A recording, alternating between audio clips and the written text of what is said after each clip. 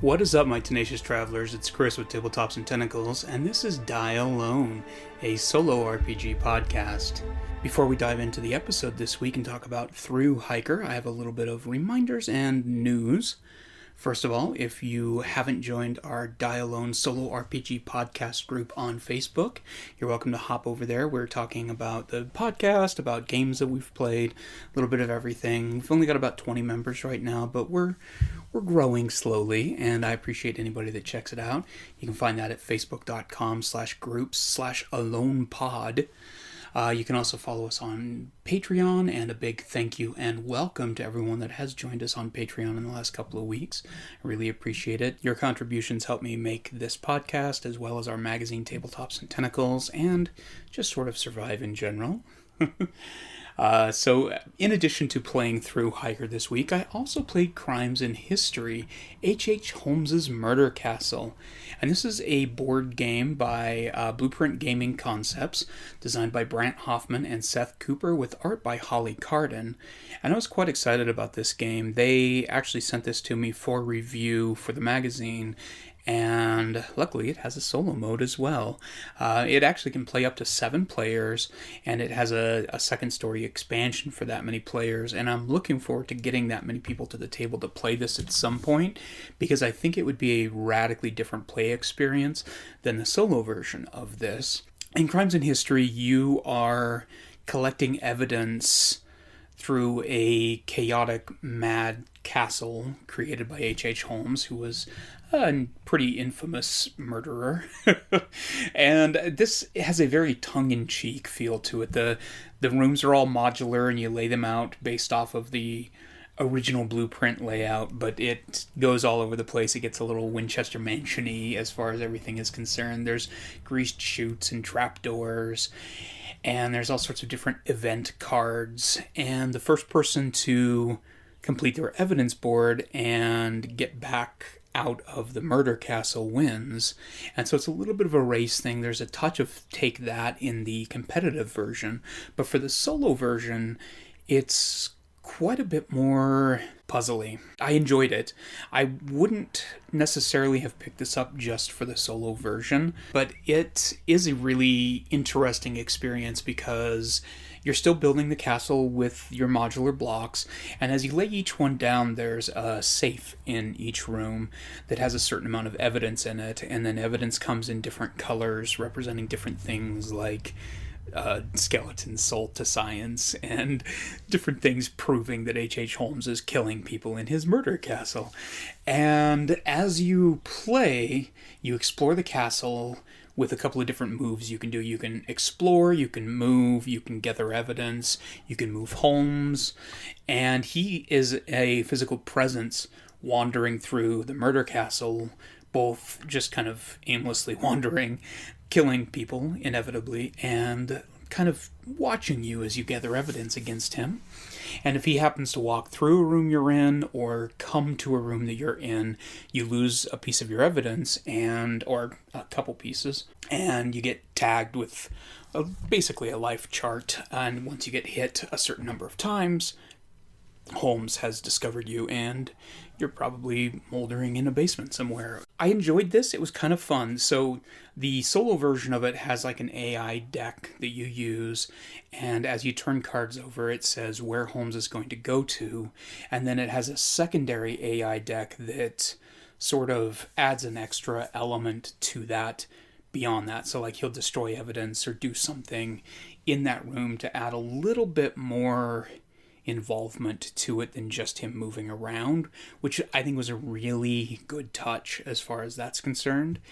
And as you play the game, because you're the only person there, the house doesn't get revealed by other players. It's just what you expose, and the limitation of what you can do during the game, you can only take a couple of turns per round before Holmes moves, really makes you think about, hey, do I want to explore this room? Do I want to go into a room where there's actually evidence I can pick up? Or do I want to limit the amount of rooms I expose so that I can better control where Holmes can go? And that was a kind of a fun balance as I played the game. It like normally this kind of game, I would just run out and try and expose as many rooms as I can because I love that aspect of it. And it's especially fun in this because Holly Carden's art is phenomenal. She's a really talented artist. I actually have a poster of a Edgar Allan Poe cutaway house that she did hanging up in my living room. And everything she does is kind of morbid. It's got a little bit of a Edward Gorey, tongue-in-cheek atmosphere to it. Her art style is very reminiscent of Rick Geary, who uses a lot of kind of cartoony but detailed line art and minimal shading as far as the actual ink is concerned.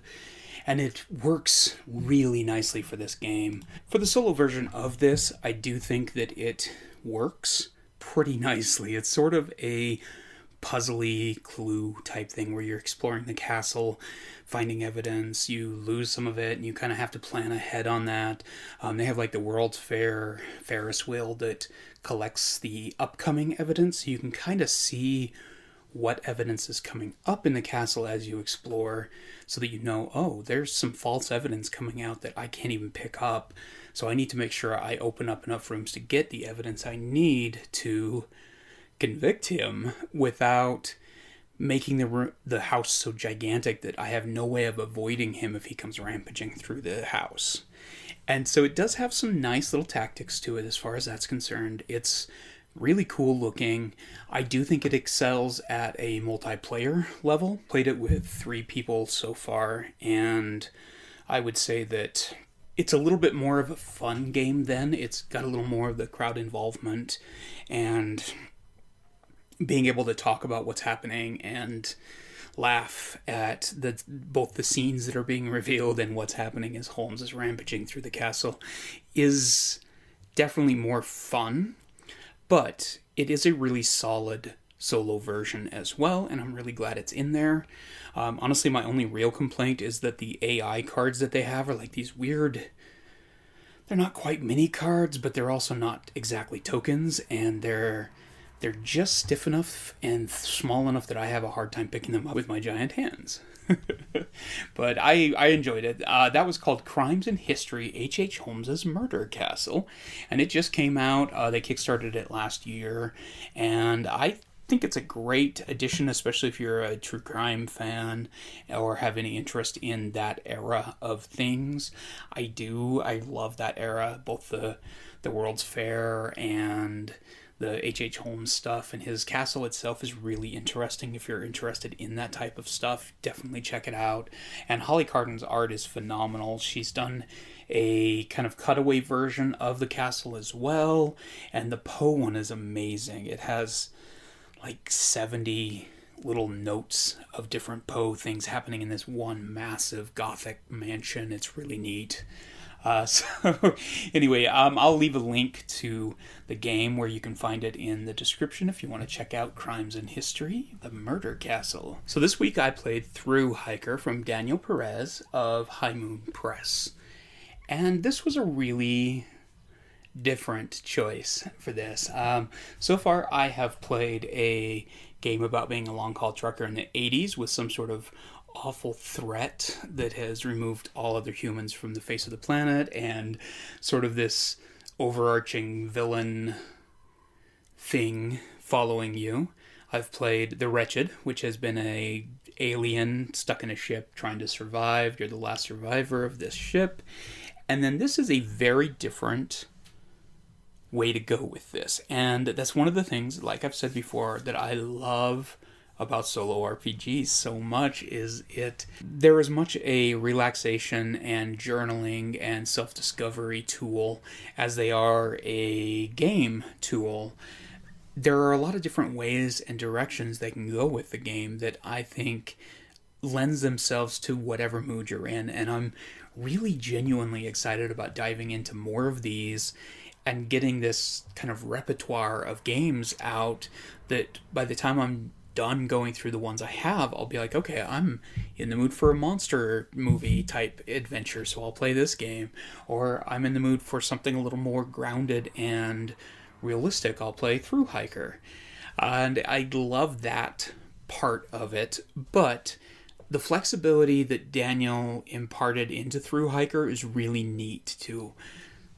So I played this game 3 times, and I did them each just in an evening. I sat down and played it, and I actually do think that Thru-Hiker would be one of those that benefits from playing it every night or so, or every couple of nights, just playing through like a week in game time, or even just a night or two game time on it, and just as sort of like a journaling exercise each evening. But my week's been kind of weird this week, and my allergies have been killing me, and so there's only been so much time I've had to sit and play. So I wanted to give this as much of a run through as I could, so I played a little longer session for each one.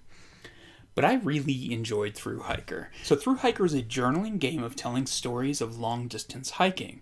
You use a writing instrument of choice, a pack of playing cards, and a series of writing prompts to create stories of the joys and challenges of being on the trail for days, weeks, or months at a time.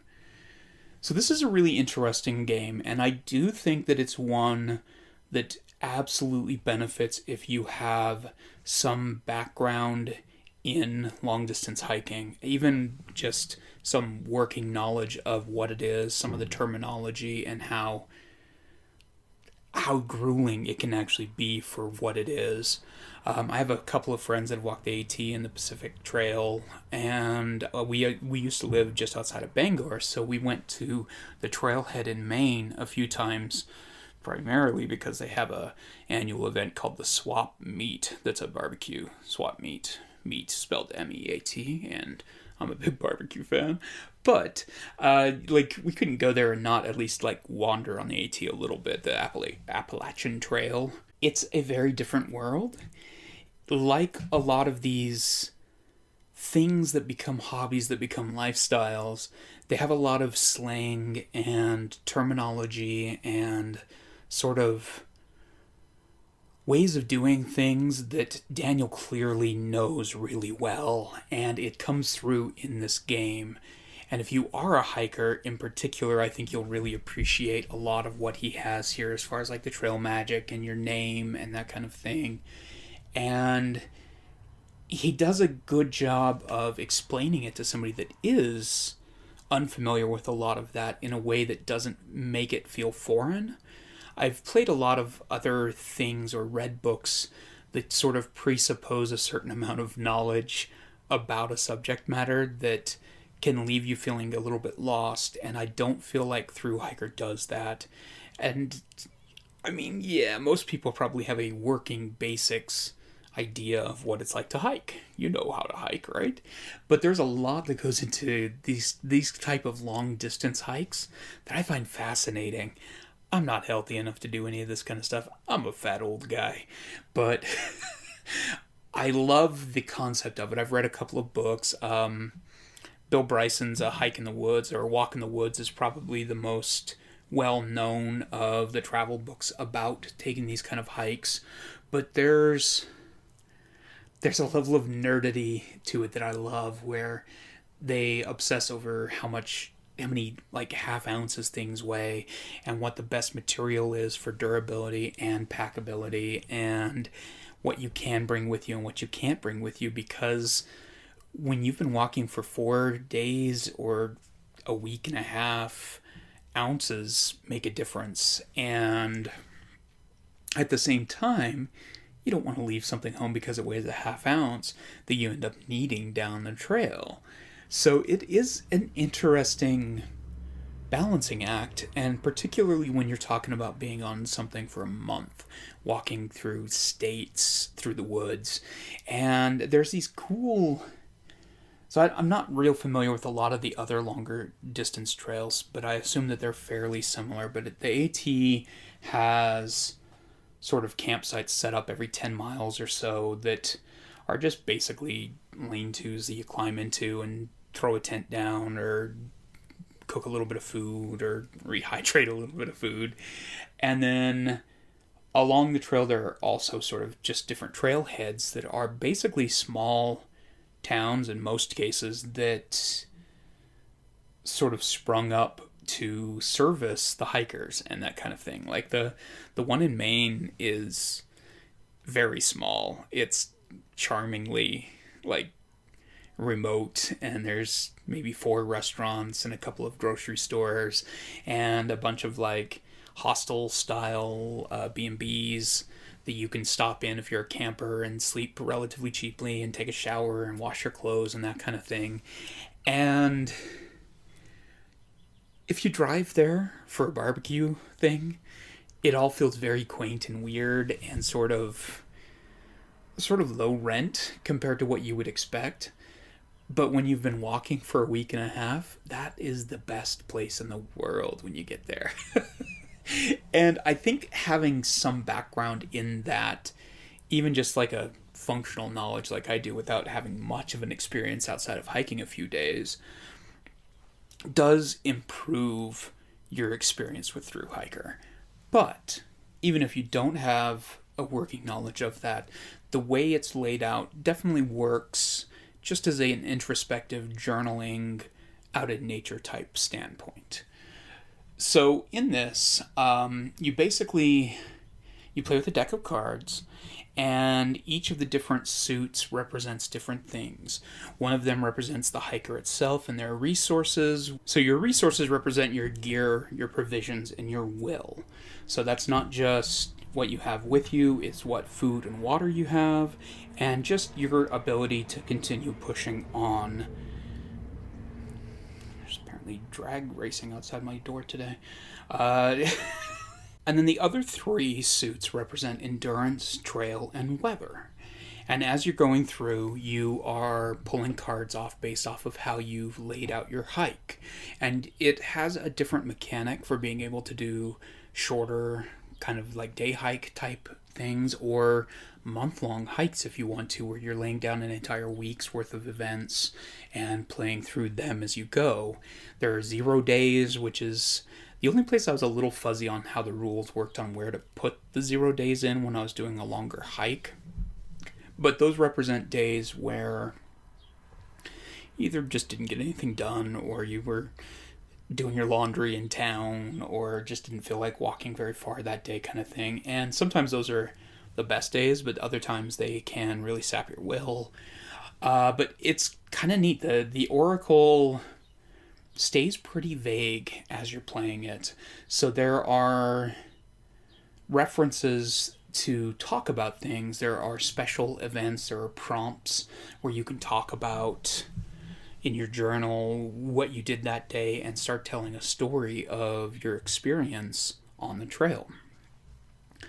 And one of the things I found really interesting about this, both of the other ones, I recorded my experience on a voice track, and I plan to do the same on this because I'm going to eventually get those edited and posted as like bonus episodes to listen to. But I found the first time I played this through and I was recording it, it didn't ring as true to me as writing it down in a journal. So I actually ditched that entirely, pulled out my old Moleskine notebook, and wrote down my journal each night with the Thru-Hiker game, because it just felt more like something somebody would do if they're walking for months on the trail. And I do think that it's funny, like, these creators of these solo RPGs are brilliant. Like, they really do have a talent for figuring out which mechanics work for theirs and which ones don't. Like, had this had the Jenga tower in it, it would have felt really out of place. If it had told you to record a video of yourself, it would have felt out of place. But the idea of sitting down after a day of hiking and writing down in a little notebook what you did and what you experienced perfectly fits the atmosphere, it fits the tone of this, and it's really nice. For this game, I used my North American Cryptids card deck from Matt Guyver, and that was a great choice for it too, because that's a deck of like really fun cards of the different North American cryptids like Sasquatch and the Jersey Devil and everything. And having a themed deck of cards as my Oracle worked really fun too. So I played 3 different games of Thru-Hiker, and each one I played kind of a different experience. I did one that was a shorter hike, I did a longer hike, and then I did, just for fun, I did a a me version of it. And all of them worked really well with the system, and I love that aspect of it especially. The day hike went pretty quick. It was a little lighter. I didn't get as much introspective stuff. I just kind of had fun with it. It was definitely, hey, I'm going to go out for a day hike and experience some fun stuff.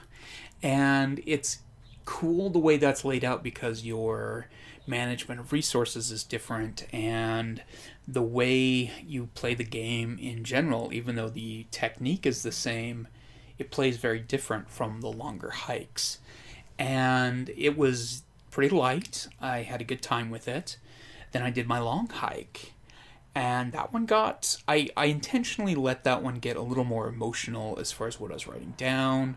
I created a backstory for my hiker and why they were making the hike in the first place, where they wanted to go, what they wanted to get out of it, and it provided that.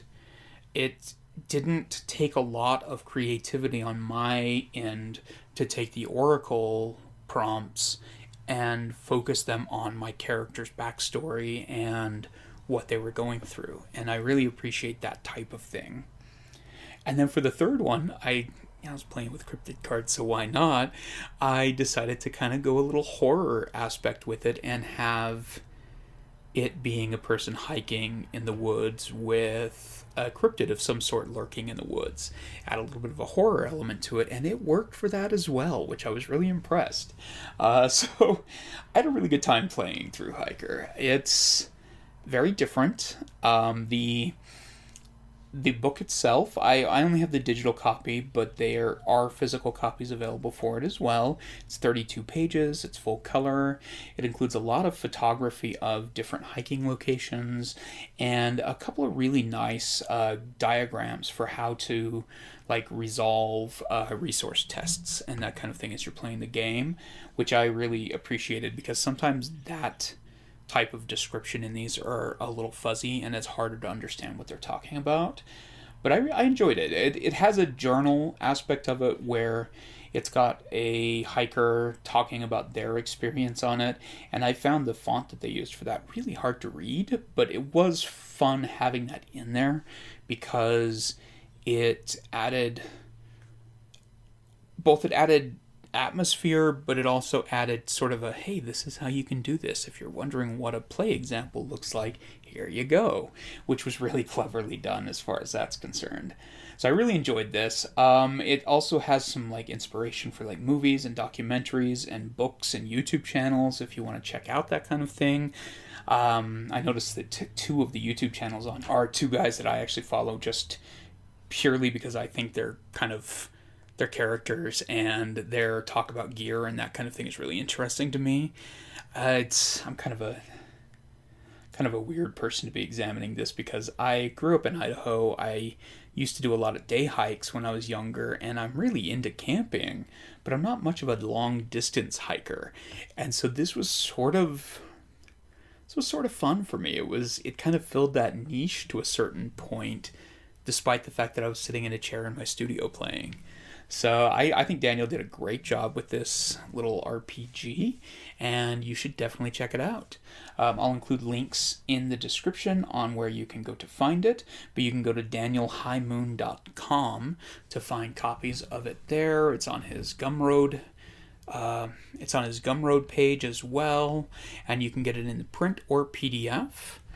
And I recommend checking it out, especially if you're looking for something that's a little more grounded in terms of theme for a solo journaling RPG. So speaking of grounded, our next RPG we're playing is Delve from Anna Blackwell. I'm quite excited about this. This is a solo map drawing game, and it's actually got a whole series of them based around it now, but this is sort of the original version of it.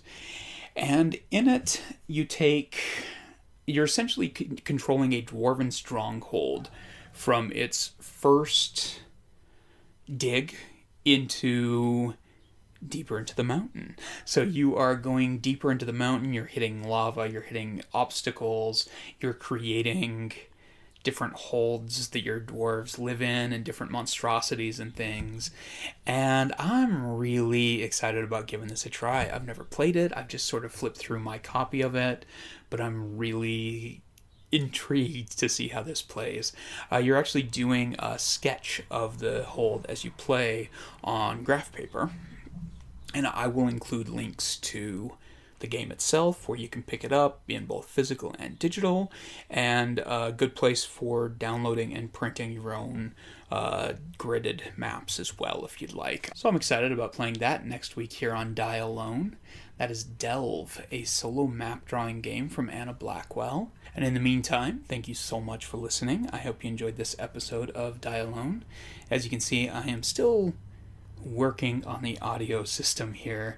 Everything's been moved out to my studio where I used to just do my artwork, and it's a modified shed in the middle of our backyard, and so sometimes there's a little bit of road noise and stuff because we're like just off the street here in Idaho. There's dogs, there's a lot of birds right now because it's that time of year, but I'm trying to get it as dialed in audio wise as I can, give you guys a good experience.